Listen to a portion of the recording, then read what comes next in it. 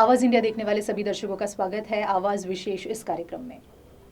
आज हमारे साथ इस शो पर है एक बहुत ही स्पेशल गेस्ट जिनका नाम है स्नेहलता तागड़े, जो हमें ये बताएंगे कि किस तरह से अगर आपको एक्टिंग के क्षेत्र में अपना करियर करना है तो किस तरह से कर सकते हैं।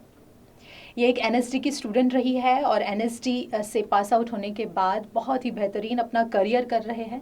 अगर आप भी इस क्षेत्र में करियर करना चाहते हैं तो किस तरह से आप इसमें एंट्री कर सकते हैं, एडमिशन ले सकते हैं और किस तरह से इनकी जर्नी रही, इन बातों के बारे में आज हम इस एपिसोड में चर्चा करेंगे। तो ज़्यादा समय न गवाते हुए आइए उनका स्वागत करते हैं। स्नेहा, आपका बहुत बहुत स्वागत है। जय हिंद। जैसे मैंने ऑडियंस को बताया कि आज जो हमारा डिस्कशन होगा वो ड्रामा, थिएटर या एक्टिंग, म्यूज़िक, इन सब सब्जेक्ट्स पर होगा। जैसे आपने एनएसडी में एडमिशन लिया, वहाँ से आप पास आउट हुए और आप बहुत ही अच्छा काम कर रहे हैं। इसकी शुरुआत तो हम जानेंगे ही, लेकिन ये सारी चीज़ें या आपको एक्टिंग में इंटरेस्ट है, ये जो कल्चरल एक्टिविटीज़ होती है इसमें आपको इंटरेस्ट है, ये आपको कब पता चला, कब आपके जहन में आया कि इन सब विषयों पर आपको करियर करना चाहिए? तो इसकी शुरुआत कब हुई, ये सबसे पहले मैं जानना चाहूँगी। ऐसा कोई ख़ास सफ़र तो नहीं था, पर शुरुआती दौर में सारे प्रोफेशन चेंज होते गए। जो एक बच्चा सोचता है कि मैं बड़ा होकर पुलिस या इंजीनियर बनूंगा, डॉक्टर बनूंगा, नॉर्मल मेरे भी थॉट्स वही थे। 10th तक मैं प्रॉपर गांव से बिलोंग करती हूँ। कड़मेश्वर रोड पर घोगली एक गांव है, नागपुर के पास कड़मेश्वर। जी, तो मेरा जन्म वहाँ का है। अच्छा। पापा गवर्नमेंट सर्वेंट है, तो हम लोग क्वार्टर में रहते थे, तो नागपुर शिफ्ट होना पड़ा। उसके बाद हम लोग आए नागपुर में और वहाँ पर देखा कि कई लोग, कई भाषाओं के, कई रीजनल वहाँ पे बहुत ही अलग अलग, एक ही इसके नहीं थे। तो सारे प्रभाव मुझ पर पड़ते गए। थोड़ा फिर मेरा झुकाव एक स्पोर्ट्स की तरफ था। फिर स्पोर्ट्स चलते चलते 10th तक सोचा कि हाँ मैं स्पोर्ट्समैन बनूंगी, आई गेस। आफ्टर देन मुझे डांस का शौक बचपन से था। गाना गाना, भजन गाना जी, ये चलता था। क्योंकि लोगों को देखकर मुझे लगता था कि हाँ ये कितना अच्छा है, हमें भी करना चाहिए। सो आई थॉट कि मैंने वो किया, उन पीछे पीछे जाती गई। आफ्टर देन LAD कॉलेज में NCC जी मैंने ज्वाइन किया और फिर मुझे लगा कि मैं पुलिस बनूंगी। एंड NCC होने के बाद वहाँ पर होता है RD परेड, जो एक दिल्ली के लिए जाते हैं लोग, जो राजपथ में सलामी देते हैं। वो एक क्रेज चढ़ गया कि मैं राजपथ चढ़ूंगी और सलामी दूंगी, वहाँ पे राष्ट्रपति होंगे, पंत प्रधान होंगे। ओके, ये मेरा सपना है, अभी बन गया है। फिर कहते हैं दिल्ली दूर नहीं, ये मैंने सोच के ही वहाँ पे ट्राई किया। कैट 1, कैट 2 होता है, मतलब उसके भी लेवल्स होते हैं। कैट 1 तक ही मेरा मैं नॉमिनेट हो, मतलब कट ऑफ हो गई। कट ऑफ होने के बाद मैंने सोचा दिल्ली का सपना तो है, चाहे वो कोई भी स्ट्रीम हो, वो NCC हो या NSS हो। फिर मैंने NSS ट्राई किया। अच्छा। NSS ट्राई किया, NSS में मेरा फिर से सिलेक्शन हो गया और फिर मैं मतलब दिल्ली का एक सपना, एक लेवल फिर से क्रॉस करके वहाँ से भी कट ऑफ। आफ्टर देन एक मेगा कैंप कहते हैं, जहाँ पे कल्चरल प्रोग्राम्स होते हैं। हर स्टेट अपना अपना कल्चरल फोक फॉर्म या फिर जो भी उनके भाषा को या फिर स्टेट को रिप्रेजेंट करते हैं, वो लोग आते हैं। जिसमें ड्रामा हो, एक्टिंग हो। हाँ। इसमें हमेशा से आपका झुकाव रहा है शुरू से ही, भले ही आपने वो एजुकेशन नहीं लिया था। ऑफ कोर्स ग्रेजुएशन तक ऐसा कुछ नहीं था। थिएटर मैं मतलब दूर दूर तक नहीं पहुंच रही थी। मैं बाहर जाती थी डांस के लिए, मैं फ्रीलांसर डांसर हूँ। मैं दंडार और जो हमारे फोक फॉर्म है महाराष्ट्र के, नागपुर के, वहाँ पर मैं पार्टिसिपेट कर चुकी हूँ। लावनी मेरा फोटे है।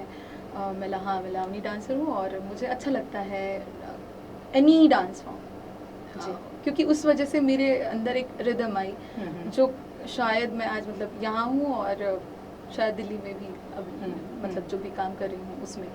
तो रिदम मुझे बचपन से मिली है।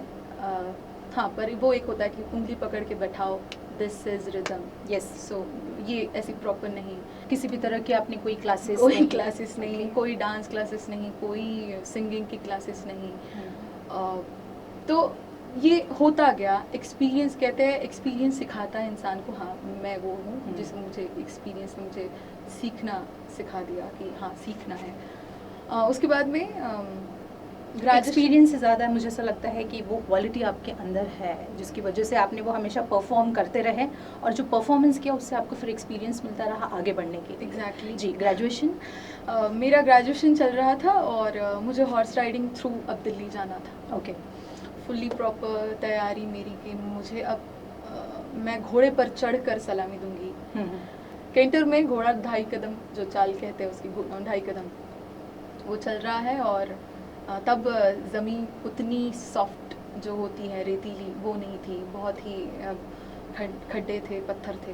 तो घोड़ा गिरा, उस घोड़े का नाम ट्विंकल था, आई लव हिम। वो गिरा और उसके बाद मैं गिरी। यहाँ पूरा लग चुका था, स्वेलिंग चढ़ चुकी थी। अगर मैं 10 दिन पीछे जाऊँ तो पेंट से सर है, एक संजय पेंट से, उनका एक नाटक था एलईडी कॉलेज में, मेरा एजुकेशन वहाँ से हुआ है, शंकर नगर। सो मैं कराटे खेलते खेलते उन्होंने कहा उस लड़की को ले लो।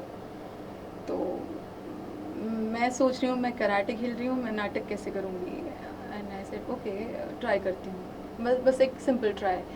तो मैं चली गई और मैंने ठाकुर का रोल किया। 10 दिन बाद अब प्ले होने वाला है। अब 10 दिन बैक जाते हैं जहाँ पे मैं गिरी, अभी सुबह प्ले है। और मेरा ये पूरा अवतार फिल्म देखी होंगी तो फुल ऑन वैसा सा हो गया था। और मुझे ऑन स्टेज भी जाना था क्योंकि मैंने स्ट्रगल की है, मैं मेरे काम के लिए खरी हूँ, चाहे वो कुछ भी हो जाए। सो मैं वैसे ही फेस के साथ मैं चली गई और सारे टीचर्स बहुत प्राउड करने लगे कि इसकी ऐसी हालत होने के बावजूद भी वो स्टेज पर है। मतलब पेन हो रहा होगा, बोलते वक्त हो रहा होगा, पर she never like give up कि मुझे दुख रहा है, मैं नहीं कर सकती। एंड मैंने नहीं किया और मैंने कर लिया प्ले। आफ्टर देन वहाँ से फिर थिएटर, वो पहला एक नाटक था जो कि मैंने एक एंट्री ले ली। यस, जनरली स्कूल कॉलेजेस के ऐसे परफॉर्मेंस से ही स्टार्ट होता है ये परफॉर्म करना। उसके बाद मैंने एमबीए के लिए, जो कि कहते हैं कि पढ़ाई होनी चाहिए जीवन में, लड़कियों का भी एजुकेशन अच्छा ही होना चाहिए क्योंकि उसके बाद में आपकी शादी होने वाली है, अच्छे घरों में जाने चाहिए। सो आई थॉट कि चलो एमबीए कर लेते हैं। मेरा एमबीए फिनांस और एचआर से है। तो आर्ट से कहीं दूर दूर तक पाला नहीं, जबकि आर्ट्स मेरे साथ चल रहा है शुरू से। म्यूजिक डांस ये चल रहा है, पर ये मुझे नहीं पता था कि ये आर्ट्स के थ्रू आता है। आज हम इतना ग्रोथ कर चुके हैं कि हमें म्यूजिक सीखने के लिए कोई बाउंडेशन नहीं है, कोई बाउंड्रीज नहीं है। हम एक फ़ोन ही इतना सब कुछ दे देता है, गूगल है हमारे पास अगर ये भी काम करना बंद पड़ जाए तो किसी आप फोक फॉर्म पे, मतलब एक फोक चुन लो या फिर किसी एक क्षेत्र में चले जाओ। सगाई से लेकर शादी तक या फिर जब इंसान मर जाता है वहाँ तक के गाने हैं हमारे पास, फोक फॉर्म है, उनका एक रिचुअल है। मैंने वो सीखा। जी, तो आपके एमबीए तक का सफ़र इस तरह से रहा। एनएसडी में एडमिशन नहीं हुई, लेकिन वो कोर्स आप बिना किसी कोर्स के सीखते रहे हमेशा। तो मेरा अगला सवाल आपसे ये है कि एनएसडी की प्रोसेस कैसी रही? स्कूल ऑफ जो ड्रामा है वहाँ आपने किस तरह से एंट्री की? कब आपने ये प्लान किया कि अब मुझे बाकायदा इसका कोर्स कर लेना चाहिए? उसके बाद ये क्वेश्चन बहुत ही अच्छा है। थिएटर, एक नाटक था अमरवेल, सांची जीवने का डायरेक्शन था। उसमें मेरा सिर्फ एक गाना था, मुझे मत रोको मुझे यार के घर जाने दो, गैंगस्टर फिल्म का। ऑडियंस आती है बहुत सारी देखने, थिएटर है हमारे नागपुर में काफ़ी अच्छा। वहाँ आए रुपेश पवार, उनका राष्ट्रभाषा परिवार एक ग्रुप है हम लोगों का, मतलब वहाँ पर हम लोग एक साथ सीखते थे। उन्होंने कहा तुम थिएटर ज्वाइन करोगी? मैंने कहा मुझे थिएटर का टी से तो आप आर तक पूछोगे तो कुछ नहीं आता। तो मैंने कहा ओके क्या होता है आप मुझे बता दीजिएगा। फिर उन्होंने मुझे थिएटर मतलब आने के लिए कहा। पहला नाटक मेरा रतन था। मैं फिज़िकल, मतलब अब बोला जाएगा उसे, मतलब पहले मुझे नाम नहीं पता था, पर अगर आप हम बोल रहे हैं और वहाँ कुछ फिज़िकली ये बातें वहाँ दर्शाई जा रही है तो वो फिज़िकल थिएटर हो गया। वो डांस नहीं है पर उसमें एक मूवमेंट है। सो मुझे उस नाटक में फिजिकल थिएटर जैसा ही एक मूवमेंट था। उसके बाद में मेरी पास आउट है उसी ग्रुप से, मंगल सानप। एक नाम पड़ा मेरे कानों पर कि मंगल सानप NSD से है, अभी वो पास आउट हो जाएगी 2012। मैंने कहा पूरा बताओ ना, मतलब ये इतना से मेरा पेट नहीं भरेगा, आप पूरा बताओ। तो उन्होंने कहा कि ओके, वो पास आउट है, होने वाली है, और वो NSD से है। NSD मतलब डांस, ड्रामा और म्यूज़िक तीनों का संगम एक ही इंस्टीट्यूट में, जहाँ पे आपको एक भी रुपया नहीं लगेगा सीखने के लिए। गवर्नमेंट पे करेगी, गवर्नमेंट ही मतलब आपको वहाँ रेसिडेंशियल है हम लोगों के लिए, आपको उसके लिए खर्चा नहीं, बस आपको सरेंडर करना है उस इंस्टीट्यूशन के हवाले। 3 साल आपको वो एजुकेशन देता है। ये सारी बातें सुनने के बाद डांस और ड्रामा तो था, डांस और म्यूज़िक तो था, फिर मैंने सोचा ड्रामा भी कर लेते हैं तो ये दोनों चीज़ एक साथ मिल जाएगी। नेक्स्ट नाटक मैंने मुगलों ने सल्तनत बख्श दी, ये किया, और उसी के साथ मैंने पहला अटेम्प्ट 2014 में नेशनल स्कूल ऑफ ड्रामा में दिया। फर्स्ट राउंड क्रैक करने के बाद इट्स अमेजिंग एक्सपीरियंस कि पहली बार इतने दिग्गज सामने 10 लोग, आप अकेले होते हो, कॉन्फिडेंस होना चाहिए, बहुत बहुत कुछ लगता है। वो अंदर से एक अलग एक्सपीरियंस है कि एक तो आपका स्ट्रॉन्गनेस, आपका पॉइंट ऑफ व्यू, आप वहाँ गए हो तो आपका एक मोटिव, ये सारी चीज़ें क्लियर होना था। एंड आई वाज लाइक चलो एक ट्राई दे देते हैं, और मैं वर्कशॉप तक सिलेक्ट हो गई। मतलब उसके भी राउंड होते हैं, फॉर्म सिलेक्शन। तो वर्कशॉप में सिलेक्शन के पहले आपने परफॉर्मेंस दिया, आपके एग्जाम हुई 2014। हाँ, फर्स्ट आपने एक ट्राई अप दिया NSD के लिए। तो 5 सिलेक्शन होने के बाद वर्कशॉप के लिए सिलेक्शन। हाँ, मतलब उसमें ये होता है कि आपका फॉर्म सिलेक्ट होता है, फॉर्म के बाद फर्स्ट राउंड जो मुंबई में होगा, आप जिस भी स्टेट से हो, आपको जहाँ भी कंफर्टेबल होगा, या फिर आपके घर के आसपास वाला सेंटर आप चूज़ कर सकते हैं। आफ्टर देन इंटरव्यू क्रॉस करने के बाद आपको वर्कशॉप मिलता है। वर्कशॉप में 150 से करीब लोग आते हैं, मतलब अब तो ज़्यादा हो गए, और फिर उनमें कंपटीशन होता है। सिर्फ 26 लोगों को सिलेक्शन मतलब होता है भारत के। मुझे लगा कि मैं महाराष्ट्र से गई हूँ, आई होप मतलब महाराष्ट्र के एक तो एंट्री लेंगे, बट वो कहते हैं नहीं, उनका बस एक मोटिव था कि मतलब मुझे ऐसा लगा कि मुझ में वो कॉन्फिडेंस, जस्ट मैं थिएटर में आई थी और वो कॉन्फिडेंस लैक था, and they notice that and they said to me that कुछ कमी है, वो पूरी कर लो, क्योंकि वो आपको डिमोरलाइज नहीं करते, वो बहुत मोटिवेट करके ही भेजते हैं कि आगे आप आओ। ये एक्सपीरियंस मेरे साथ रहा अब, और फिर मैंने वापस आई, फिर 16 में मैंने फिर से ट्राई किया। अच्छा। फिर से ट्राई करने के बाद मुझे लगा कि इस बार तो काफ़ी मेरी मेहनत थी भी, तो मैंने फिर से दिया, और फिर से वर्कशॉप। मतलब एक जो होता है कि बस एक गेट खोलना है और बस अंदर जाना है, मतलब ये रास्ता तो तय कर लिया, बस गेट खोलना बाकी है। वो गेट से वापस आना, ये 2 बार हुआ, एंड आई वाज लाइक कि अच्छा थोड़ा फिर से कमी हो गई, फिर से।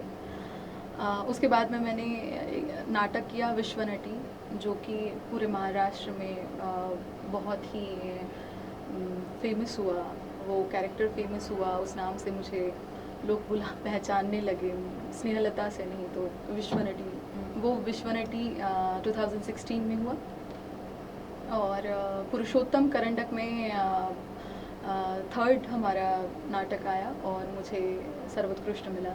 और उसके बाद में 16 में मैंने फिर से NSD के लिए ट्राई किया, और 16 में मुझे मिल गया, तो मेरी जर्नी तब शुरू हुई। लेकिन ये बहुत बड़ी बात है कि सबसे पहली बात तो इस तरह का बैकग्राउंड या फिर इस तरह का कल्चर नहीं है। हाँ। कि हम इस तरह का कुछ करियर करें, ये बहुत ही डिफ़िकल्ट बात होती है कि हमें NSD में जाना है, एडमिशन लेनी है और इसमें करियर करना है। हाँ। और उस पर आपका 2 बार रिजेक्शन हुआ, 3rd टाइम सिलेक्शन हुआ। हाँ। तो वहाँ तक पहुँचना, आपने हिम्मत नहीं हारी ये बहुत बड़ी बात है। यही आपका अचीवमेंट, जो आगे की जर्नी है उसका जो आपने अचीव किया है वो शुरू में ही कर लिया, जब 2 बार कैंसिल हुआ और फिर भी थर्ड टाइम आपने पास आउट किया। अच्छा, मुझे आपसे ये पूछना है कि जब फर्स्ट टाइम आपने 2014 में वहाँ एंट्री की तो प्रोसीजर किस तरह से थी? क्या किया आपने? कोई एडमिशन फॉर्म, कोई फीस? जैसे आपने कहा कि कोई फीस नहीं लगती है, गवर्नमेंट ही सारा पे करती है अगर आपका सिलेक्शन हो जाता है तो ऑनलाइन एक फॉर्म होता है, आपको सिलेक्शन मतलब एक फॉर्म वो फिलअप करना पड़ता है। उसमें आपका एक्सपीरियंस मांगते हैं कि आपने कभी थिएटर किया है थिएटर में कितने साल आपने काम किया है। अगर आप मंजे हुए होंगे तो आप तो वेल एंड गुड है वो चीज़ पाने के लिए, क्योंकि वहाँ पर थोड़ा एक्सपीरियंस ज़रूरी है। तो आप बस थोड़ा थिएटर करके जाओ या फिर जितनी चीज़ों की नीड है उतना, बाकी तो जो कहते हैं मराठी में गुरु की नीड, तो वो है।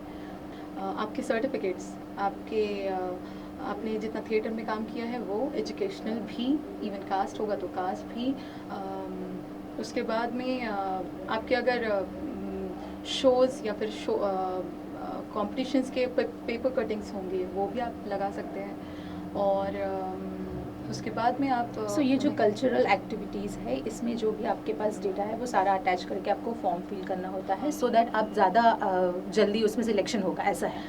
जल्दी ऐसा कुछ नहीं है। अगर प्रोडक्टिव वर्क है तो ऑफ कोर्स, अगर आप मतलब आपकी तरफ ज़्यादा ध्यान दिया जाएगा। हाँ, सिंपल सी बात है, अगर वहाँ आप में कैलिबर है, क्योंकि दिखता है अगर आप में कैलिबर डेफिनेटली वहाँ जाने के बाद फिर जो इंटरव्यू होती है उसमें मतलब फिर वो पेपर मायने नहीं रखते, फिर वो पेपर्स मायने नहीं रखते, आपका वो गेट से आना और आपका strongly eye to eye contact और बात करने से लेकर वो सारी चीज़ें मायने रखती हैं। यस, तो और थिएटर उस तरह से बना देता है आपको। हाँ। एक कॉन्फिडेंट, जब आप बात करते हैं तो बहुत सारी चीज़ें बदला, जो हम कहते हैं सेल्फ डेवलपमेंट, तो वो ओके। सो 2016 में जब आपने एनएसडी में एंट्री की उसके बाद कैसा सफ़र रहा, कैसी जर्नी थी वो? 3 इयर्स कैसे रहे आपके, एजुकेशन कैसा रहा? अमेजिंग। फर्स्ट ईयर हमारा मूवमेंट, प्रोडक्शन प्रोसेस, एक नाटक बनाने के लिए या वो प्रोसेस क्या होंगी, फिर सारी इमेजेस, अब हम बैठे हैं, गेट से आना या फिर एक खिड़की में आपकी प्रोसेस क्या होंगी, आप क्या इमेजिन करते हैं। तो ये मतलब ये जो प्रोसेस है ये सेम हम नाटक में दिखाते हैं कि अगर कैरेक्टर का घर है तो वो किस तरह का होगा, वो खिड़की या फिर उसका आना गेट से, बैठना, या फिर उसके थॉट, या फिर उसका कैरेक्टराइजेशन कि वो किस तरह का इंसान है। तो ये सारी चीज़ें पहले प्रोसेस में होती है फर्स्ट ईयर में, आफ्टर देन फिर नाटक शुरू होते हैं। काफ़ी आपको ये मिलते हैं, क्लासेस मिलते हैं वहाँ तक जाने के लिए, मेथड एक्टिंग, माइजनर, लेकॉक टेक्निक्स।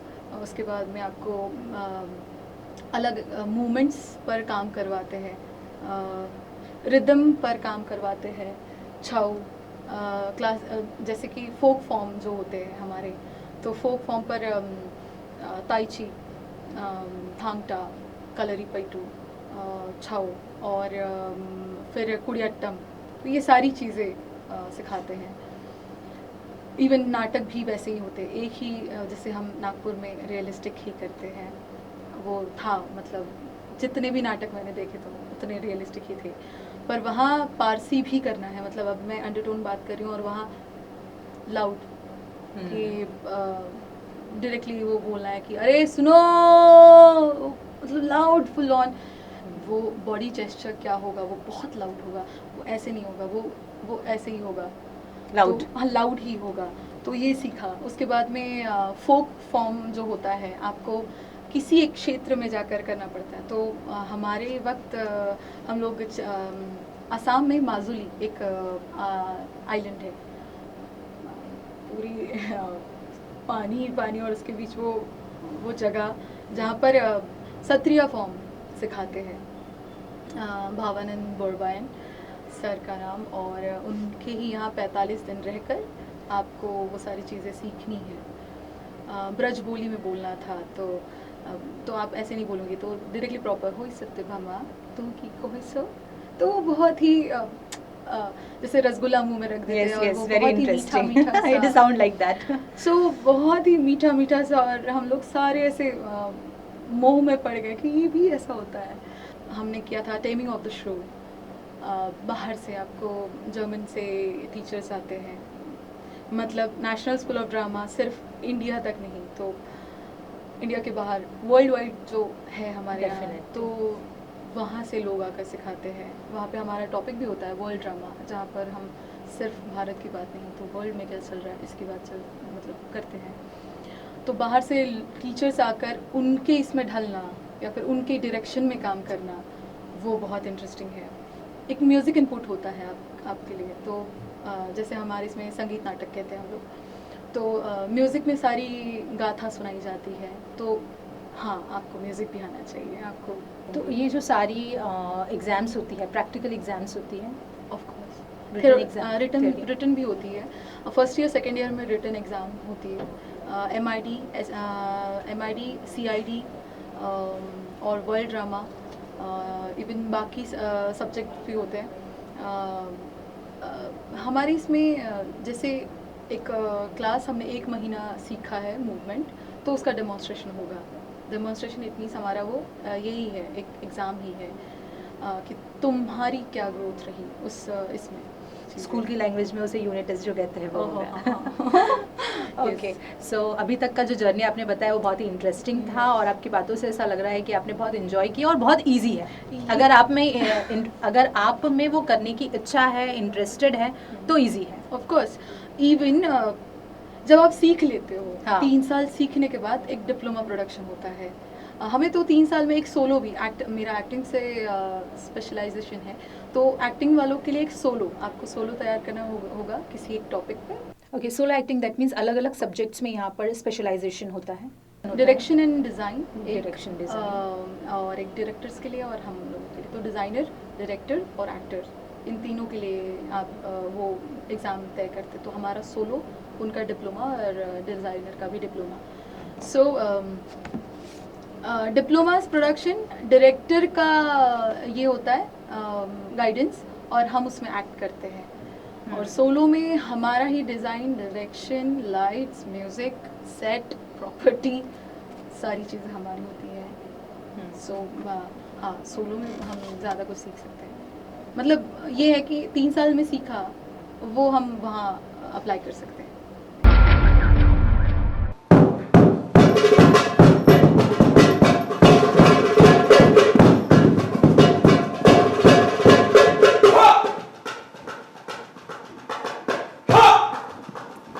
सारथी, ये मृग तो हमें बड़ी दूर ले आए। जी महाराज।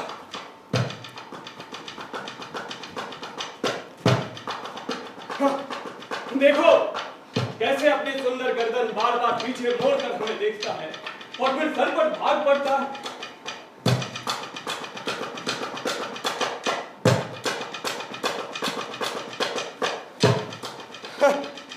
बाण लगने के डर से इसकी पिछली देह मानो अग्रभाग में सिमट ही गई और कुलाचे ऐसे भर रहा है मानो धरती पर दौड़ नहीं रहा, जैसे हवाओं में तैर रहा है। जी महाराज।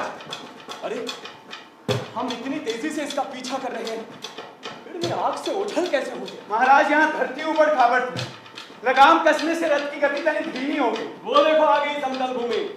अब ब्लास्ट छोड़ दो। जैसी महाराज की आज्ञा।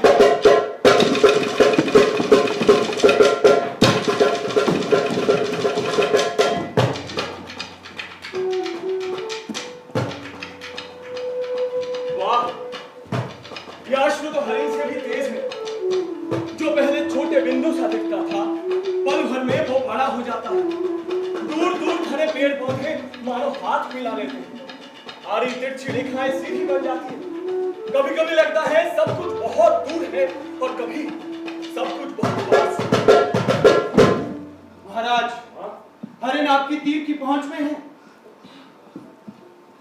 अब देखो सारथी, मैं कैसे इसका शिकार करता हूं।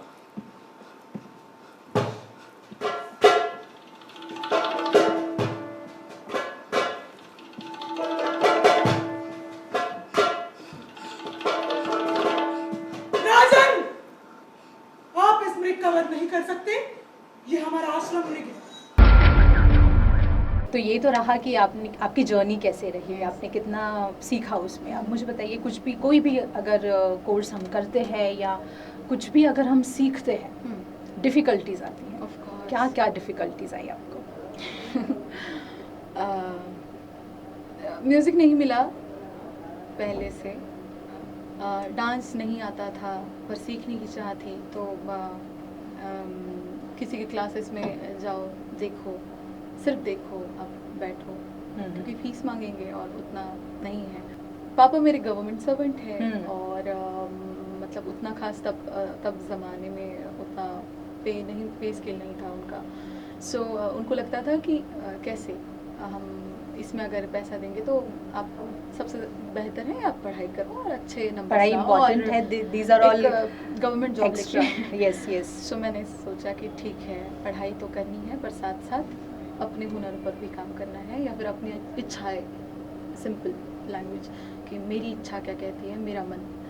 सो ये चलता रहा। और अगर तो नहीं म्यूज़िक आप नहीं सीख पाए, नहीं, कभी क्लासेस नहीं लगा, नहीं। इसके अलावा और क्या क्या डिफ़िकल्टीज थी?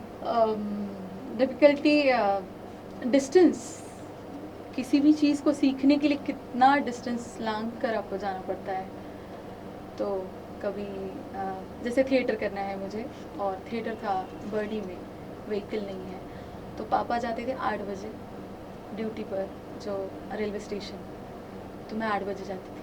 मैं बैठती थी, लोगों का इंतज़ार करती थी, लोग आएंगे तब थिएटर होता था, पापा जाएंगे अब 5 बजे छुट्टी होंगी, रैप अप करके, हाँ चलो वहाँ स्टॉप पर रहो, पापा आके लेके जाएंगे।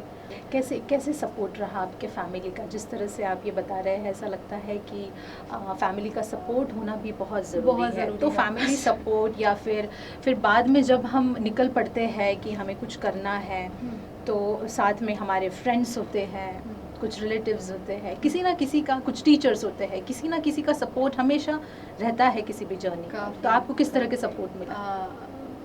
सिंपल फैमिली से बिलोंग करती हूँ, तो वहाँ म्यूज़िक और डांस ये चीज़ें नहीं मानी जाती, मतलब नहीं ऐसा है। बहुत सारी फैमिलीज मतलब में नहीं है है जी। हाँ, तो नहीं है और हमारे जहन से निकल नहीं रहा है। हाँ। तो स्ट्रगल तो पहले यही है घर के साथ, फिर तो दुनिया बहुत दूर है। तो वो दूर तक चलती गई। और एनसीसी में एक सर है, उन्होंने बहुत साथ दिया ये चीज़ें करने के लिए। उसके बाद में मेरे कॉलेज में टीचर्स, दातारकर मैम, खरे मैम, करकरे मैम, वर्षा मैम, ये सारी टीचर्स मुझे बहुत सपोर्टिव रही। मैं 2012 की बेस्ट वॉलंटियर उन्होंने घोषित कर दिया, मुझे बहुत अच्छा लगा। नायर मैम तब प्रिंसिपल थे हमारे। फिर मेरे फ्रेंड्स काफ़ी सपोर्टिव। अगर किसी इवन जब आप कंपटीशन के लिए जाते हैं तो वहाँ पे भी फीस लगती है, मैं कुछ नहीं करती थी, मेरे टीचर्स भरते थे। कॉस्ट्यूम, ऑर्नामेंट्स, गजरे से लेकर सट्टे पिन तक वो लोग लाते थे। मतलब एक चीज़ को दिखाने के लिए मुझे लगता था मुझसे ज़्यादा मेहनत तो वो लोग कर रहे हैं, और वो बहुत अप्रिशिएबल थी जी। ऐसा था। यस। और मैं आपको ऑब्जर्व कर रही हूँ जब से इंटरव्यू स्टार्ट हुआ, आप में सचमुच ये क्वालिटी है कूट कूट के भरी हुई। आप में ये जो कला है वो बहुत ही बेहतरीन है, और कहीं ना कहीं इन सब चीज़ों की वजह से आपके आसपास जो लोग थे उन्होंने भी इसे ऑब्जर्व किया, और आपको हमेशा से फ्रेंड्स का और बाकी चीज़ों का सपोर्ट आपको रहा है। हाँ। और आपने बहुत जल्दी सारी चीज़ों को अचीव किया है। हाँ, इवन जैसे आपने Sorry. कहा कि आपको म्यूज़िक में इंटरेस्ट है, और आपकी हॉबीज़ है गाना, डांसिंग एंड ऑल, और उसमें आपने महारत भी हासिल की है, आपने कोर्स किया है उसमें। तो हॉबीज़ के बारे में मुझे बताइए, क्या और करते हैं आप? Music, dancing? पोइट्री पढ़ना पसंद है। अच्छा। मैं पाश, अमृता प्रीतम, इनको ज़्यादा पढ़ती हूँ। शेक्सपियर के सोनेट्स पढ़े हैं, इवन मंटो बहुत अच्छा लगते हैं पढ़ना। तो पोइट्री मतलब पोइट्री पसंद है? हाँ, इवन डिफरेंट लैंग्वेज ट्राई करना बहुत पसंद है। डिफरेंट लैंग्वेज में गाना, पोइट्री करना। ओके, तो अभी कुछ प्रैक्टिकल हो जाए? ऑफ कोर्स, डिफरेंट लैंग्वेज में ट्राई करने की जी कोशिश जी, करूँगी। बिल्कुल बिल्कुल।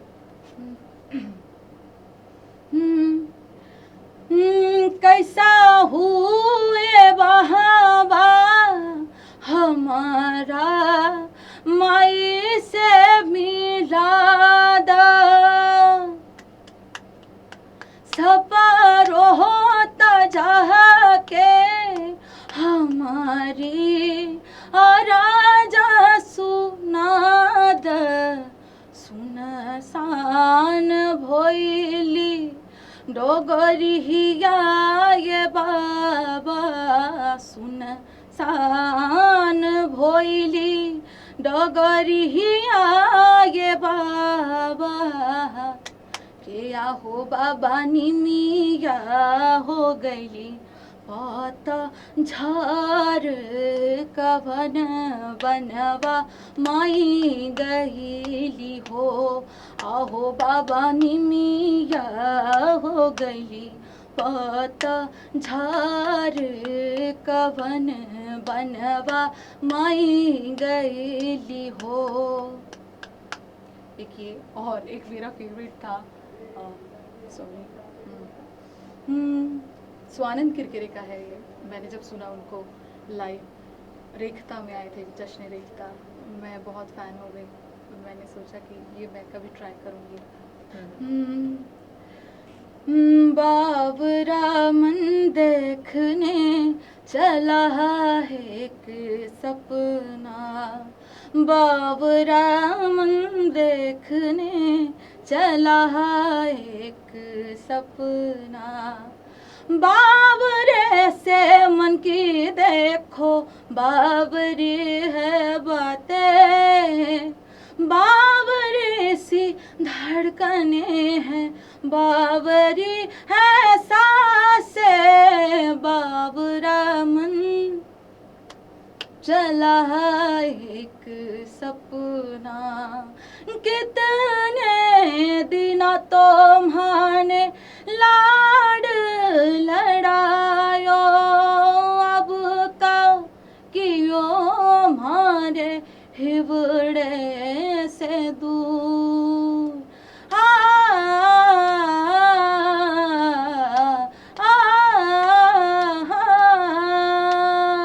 छोटी सी उम्र पर ना ये हो बाबो हो सह करो थारे कई मैं कसूर हो करो थारे कई मैं कसूर ओरे ओरे पारे बड़ा तू काले उड़ जांज रे ओरे पारे बड़ा तू काले उड़ जांज रे मारे हाथू रही जाने आज नीरा रे आवड़ी ने बीतरी ने ओ मारी आवड़ी ने दीतरी ने जो से थारी वाट रे मारे हाथू रही जाने आज निरात मारी लाडली ने खम्मा गणी मारी दीतरी ने खम्मा गणी मारी लाडली ने सनकड़ी सोड़ी जांदी ले महारो हाथ खम्मा गणी तूने खम्मा गणी मारे लाड़ सरी ने खम्मा गणी हे खम्मा घणी तूने खम्मा घणी मारे लाड़ सरी ने घनी खम्मा खम्मा घणी खम्मा घणी। Wow wow very nice very nice. ये सुनने के बाद से गूज़बम्स आ रहे थे। बहुत ही अच्छा गाती है आप सचमुच। सो ये सारी चीज़ें जो भी कल्चरल एक्टिविटी या आर्ट फॉर्म है या डांसिंग एक्टिंग, मैंने आपके कुछ क्लिप्स भी देखे हैं, मैंने ड्रामास भी देखे हैं आपके, आप सचमुच बहुत ही अच्छा करते हैं।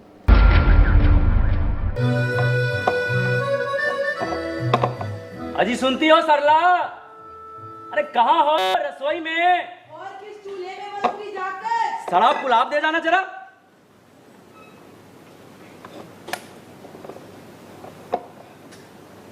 क्या हुआ, लाई नहीं? क्या? सड़ा पुलाव लाने के लिए नहीं कहा मैंने? अब सुबह सुबह मैं सड़ी बड़ी चीज को हाथ नहीं लगाऊंगी। अरे हाथ लगाने को किसने कहा? थैली में रखा है, थैली लाकर रख जाओ यहाँ। जोगिन आएगा और बस झटपट निकल के चल पड़ेंगे, नहीं तो बकबक करके तुम्ही लोगों का दिमाग खराब कर देगा। गुड़िया सब्जी उतार कर फिर ले आएगी। तुम्हारे गठिए का दर्द जरा भी कम नहीं हुआ? और कितनी देर पींडा गूंदोगे? सुबह जब से आँख खुली है इसी कर्म में लगे हो। पहले सुबह जब तक अखबार नहीं आ जाता था छटपटाते रहते थे, और अब मछली पकड़ने का नशा ऐसा छाया हुआ है, अखबार पढ़ा है हाथ नहीं लगा, बस बैठे बैठे मछलियों का चारा गूंद रहे हो। आखिरी उम्र में लगता है कि मछली का भूत सिर पर सवार है। आपने बहुत अच्छा सीखा है सब कुछ, और कहीं ना कहीं ये सारी चीज़ें आपके अंदर है, और आपने अपना जो करियर सिलेक्ट किया और आपने कोर्स कंप्लीट किया। हम कुछ भी अगर सीखते हैं तो एक चीज़ होती है कि फाइनेंशियल सिक्योरिटी क्या है ना। तो अब ये कोर्स कंप्लीट करने के बाद आप क्या कर रही हैं, या वो जो लोग, जो दर्शक या जो स्टूडेंट्स अगर इसमें करियर करना चाहते हैं तो आगे ये कोर्स कंप्लीट होने के बाद उनकी फाइनेंशियल सिक्योरिटी या आगे करियर किस तरह से रहेगा? 3 साल होने के बाद मैं यहाँ आने ही वाली थी, तो मेरे सर हैं कमल सर, उन्होंने कहा कि आप रेपेट्री करो, एक्सपीरियंस होना बहुत ज़रूरी है। मैंने रेपेट्री देखा है। रेपेट्री भारत का मतलब national school of drama repertory है, एक जो भारत के अलग अलग आर्टिस्ट, मतलब जो मंजे हुए आर्टिस्ट हैं उनको लेकर काम करता है, और उसके भारत भर शोज़ होते हैं। स्कूल में तो शुरू ही रहते हैं, पर आउट ऑफ इंडिया भी वो लोग जाते हैं, परफॉर्मेंस होती है। वो लोग गवर्नमेंट आर्टिस्ट होते हैं, कॉन्ट्रैक्ट बेस होता है उनका। 6 साल ही आप कर सकते हो, उसमें भी ग्रेड होता है, ए ग्रेड और बी ग्रेड। पहले जब आप आते हो तो ऑफकोर्स आपको बी ग्रेड में ही देना पड़ता है। उसके बाद में एक्सपीरियंस आपका जज करेंगे कि आपको अगर अच्छा एक्सपीरियंस है, आप अच्छे कलाकार हो, तो आपको ए ग्रेड में भी आपको एडमिशन मिल जाएगा। डिप्लोमा शुरू था हम लोगों का, और काम शुरू था। डिप्लोमा के हम लोगों के ये होते हैं इम्प्रोवाइजेशंस, क्योंकि डिवाइस जब हम करते हैं तो डिवाइस में ढेरों इम्प्रोवाइजेशंस, और फिर उसमें से 5 इकट्ठा करके हम एक नाटक, शायद ऐसा। तो हम इम्प्रोवाइजेशन की ऐसे ये लगा के रहते थे सुबह से शाम तक कि हमारे 5 या 10 इम्प्रोवाइजेशंस होंगे। तो उस समय हमने रोहित वेमुला पर एक इम्प्रोवाइजेशन किया था। ईंटें रखी थी हमने शरीरों पर, और मुझे पता था कि मुझे इंटरव्यू के लिए भी जाना है। तो ईंटों से भरी सनी में मेरा कॉल आया कि आपका नंबर आ गया, चलो। तो पीछे ही रेपेट्री है, स्कूल में ही है रेपेट्री। सो मैं इंटरव्यू देने वैसे ही इस पर चली गई, और उन्होंने फिर सवाल करते हैं कि सेम प्रोसीजर होता है जब आप स्कूल के में एडमिशन लेने के लिए जब आते हो, तो इंटरव्यू में सेम होता है और वहाँ पर भी वही होता है। बस वो देखते हैं कि रेपेट्री के लिए क्या आप एलिजिबल है या नहीं। और 3 साल देखने के बाद सारे टीचर्स वेल नोन थे मुझसे कि काम देखा था उन्होंने, जानते थे कि मैं भाषाएं मतलब बोल लेती हूँ। मतलब मैंने तकरीबन हरियाणवी कि you are able for repertory. हाँ, ऐसा कुछ था। फाइनेंशियल अगर बोला जाए, रेपेट्री में काफ़ी अच्छा पे स्केल है, तो वहाँ आपका सिलेक्शन हुआ? हाँ, हुआ है। हाँ, आप अभी कर रहे हैं? हाँ, मेरा 1 साल हो चुका है। एकमात्र रेपेट्री है जहाँ पर सेंट्रल गवर्नमेंट अच्छे खासे पे करते हैं आर्टिस्ट को। एक अच्छी फैसिलिटी है, एक अच्छा ऑडिटोरियम है, मान है आपको। वहाँ पर आर्टिस्ट एक जो औहदा होता है, या फिर एक जो आपको रिस्पॉन्सिबिलिटी या फिर रिस्पेक्ट की हम जो बात करते हैं, वो सारी चीज़ें होती हैं। इट्स अमेजिंग एक्सपीरियंस 1 साल। मुझे फिज़िकल थिएटर बहुत पसंद है, मूवमेंट मेरा बहुत अच्छा है, इसलिए मुझे बहुत फिज़िकल थिएटर में मुझे ऐसा लगा कि मैं क्यों ना इसे आगे बढ़ाऊँ। ओके, स्नेहलता, जैसे आप थिएटर में बहुत एक्सपर्ट हो चुकी है और अभी आपके पास गवर्नमेंट के प्रोजेक्ट्स हैं, गवर्नमेंट के प्रोजेक्ट्स में आप थिएटर कर रहे हैं, और शायद जैसे आपने कहा कि ये 6 साल तक ये जर्नी चलेगी। 6 साल तक हमें अगर जहाँ तक करना है हमें वहाँ तक आप कर फ्री, सकते हैं। हाँ, हमें उन्होंने फ्री कर रखा है कि आप फ्लेक्सिबल है। आगे आपके फ्यूचर की क्या प्लानिंग्स है? आपने थिएटर बहुत किया है, लेकिन एक्टिंग की जहाँ बात होती है वहाँ हम बड़े देखा पर्दे पर है। हम देखना पसंद करते हैं खुद को। तो क्या प्लानिंग्स है आपकी आगे? मैं खुद को एक रॉ मटेरियल की तरह देखती हूँ, काम वैसा मिले कि वो मेरे लिए शायद बना हो, या फिर मैं उस काम के लिए परफेक्ट हूँ, तभी तो शायद वो फिल्म भी तो आपकी बड़े प्लानिंग्स पर्दे है पर- कि आप फिल्मों में ट्राई करेंगे, आप जाएंगे? अभी तक तो नहीं, पर अगर मौका मिला तो ज़रूर ऑफ कोर्स मुझे अच्छा लगेगा कि मैं काम करूँगी, पर मुझे थिएटर भी छोड़ना नहीं, मतलब वो आखिरी दम तक रहेगा। अपनी अपनी जगह दोनों चीज़ें बहुत अच्छी हैं। जी, स्नेहलता है, जब आप बात करते हैं ऐसा लगता है आपको सुनते रहे। आपके पास बहुत ही अच्छी कला है, आपकी बात को आप बहुत ही खूबसूरत तरह से प्रेजेंट करते हैं, लेकिन वक्त की कमी है और वक्त हो चुका है इंटरव्यू को ख़त्म करने का। Of course. बट मैं चाहूँगी जाते जाते आप दर्शकों को या जो स्टूडेंट्स इसमें करियर करना चाहते हैं उन्हें कुछ संदेश दें। ऑफ कोर्स बहुत ज़रूरी है खुद पर बिलीव करना, खुद के कैलिबर जज करना, क्या मैं इसके लिए बनी हूँ। अगर आप में वो कैलिबर है, आप में वो पोटेंशियल है, वो सारी चीज़ें हैं, तो आप बेझिझक होकर वो समुंदर लांघ सकते हैं। भले ही वो कितनी भी कठिनाइयाँ आए, वो सारी चीज़ें वो फिर पॉजिटिवली हो जाती है, वो टर्न हो जाती है। आपको बस वो स्ट्रांग रहना पड़ता है। बहुत ज़रूरी है गिव अप नहीं करना, हार कभी नहीं मानना। अगर आप हार मान गए तो रुक गया आपकी राह। एक्सपीरियंस लीजिए, लाइफ बहुत अच्छी है। लॉकडाउन में बहुत कुछ सीखने के लिए मिला, एक्सपीरियंस करने के लिए मिला, तो वो एक्सपीरियंस बाद में वो बहुत काम आएगा। आई होप कि सब लोग एक दूसरे का साथ दें। बहुत बहुत अच्छा होगा वो सबके लिए कि एक दूसरे के लिए वो सोच पाए, देख पाए। इवन हम भी जब हम लोग मतलब बच्चे जो अभी करियर अभी बनाने की शुरुआत पर रहे हैं, सोचे अपने बारे में, खुद के बारे में सोचे। आपको नोटिस करने के लिए 10 लोग हैं ऑलरेडी, वो आपको गाइड करेंगे। डिसीजन आपके हाथ में है, सारी चीज़ें आपके हाथ में हैं। और बहुत अच्छी बात है, अगर कला अगर चुना है तो मतलब हर घर में एक आर्टिस्ट तो होना ही चाहिए। मुझे भी यही लगता है, क्योंकि आर्टिस्ट जब होगा तब वो घर एक अलग ही मंदिर की तरह दिखेगा, एक अलग ही एटमॉस्फेयर, एक अलग ही पॉजिटिवनेस अपने में ही खेलती जाएगी। पोवाड़ा जो मुझे ऐसा लगता है कि जी जी बिल्कुल बिल्कुल, ये करके फिर ख़त्म करें हम। अंधार सारा पेटवून सूर्याशी नाळ जोडून दिशा धावली र भीम बाबा नर माझ्या बोट उंचावून ताठ मानेन ना तारल कोण्या देवान मारल धर्म कर्म कांडान बोट धरून बसवलं भीम बाबा नर माझ्या धम्म छायेत मानान